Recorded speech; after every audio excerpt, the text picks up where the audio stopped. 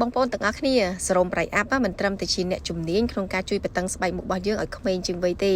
ប៉ុន្តែក៏ជាប្រភេទសរោមដែលល្អខ្លាំងសម្រាប់មុនយើងផាត់មុខពេលលាបសរោមនឹងទៅមុខរបស់យើងនៅតែទន់រហូតអញ្ចឹងហើយពេលលាបសរោមកុំភ្លេចទាញពីក្រោមឡើងទៅលើអញ្ចឹងផងព្រោះថានេះគឺជាប្រភេទសរោមដែល booster ជួយឲ្យមុខរបស់យើងតាំងក្មេងជាងវ័យនឹងឯងបន្ទាប់មកទៀតណាកុំភ្លេចជាមួយនឹង cream របស់ប្រៃអាប់ផងពីព្រោះថា cream នេះជួយឲ្យមុខរបស់យើងម៉ត់អាឡូងតែម្ដង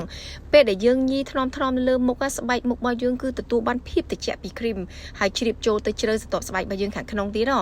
ភាពខុសប្លែកគ្នាគ្រាន់តែដាក់ cream នៅលើមុខ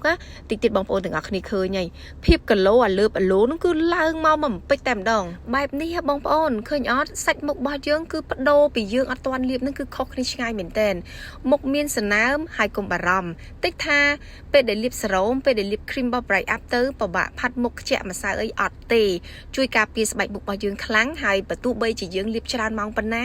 ក៏មុខរបស់យើងទទួលបានសុវត្ថិភាពដែរហើយសាច់មុខអាឡូងគឡូបែបហ្នឹងសួរថាអ្នកណាមិនចង់បានហើយការលាបផលិតផល Bright Up មិនថាតែ cream មិនថាតែសេរ៉ូមទេគឺទាមទារឲ្យយើងច្បូតមុខរបស់យើងបែបហ្នឹងទាញថ្នមទៅម្ដុំជើងសក់អញ្ចឹងមុខរបស់យើងទទួលបានភាព smooth ហើយតឹងហាប់ណែនថែមទៀតប៉ុន្តែកុំភ្លេចជាមួយលេខការពារកម្ដៅថ្ងៃផងគ្រាន់តែពេលយើងផាត់មុខ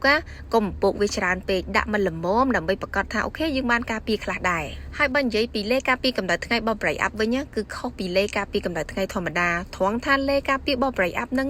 ប្រជុំទៅដោយសារជាតិទឹកផ្ដល់សំណើមច្រើនទៅលើស្បែកមុខរបស់យើងនឹងឯងប្រហែលចំណុចហ្នឹងហើយដែលមិនចម្លែករាល់ពេលដែលយើងបានប្រើផលិតផល Bright Up លែងមានទៀតហើយបញ្ហាមុខស្ងួតបណ្ដាលឲ្យមានស្នាមជ្រួញជាប់ឬក៏អាចរុយឬក៏បញ្ហាផ្សេងៗនៅលើមុខរបស់យើងBright Up មិនត្រឹមតែជាផលិតផលធ្វើឲ្យមុខរបស់យើងតឹងហាប់ណែនម៉ត់អាឡូងក្មេងជាងវ័យទេ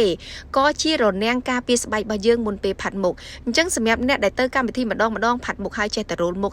កុំភ្លេចប្រើ Bright Up នេះទៅផាត់ចូលមុខបានល្អហើយសាច់ម្សៅមើលទៅស្ដាងទៀត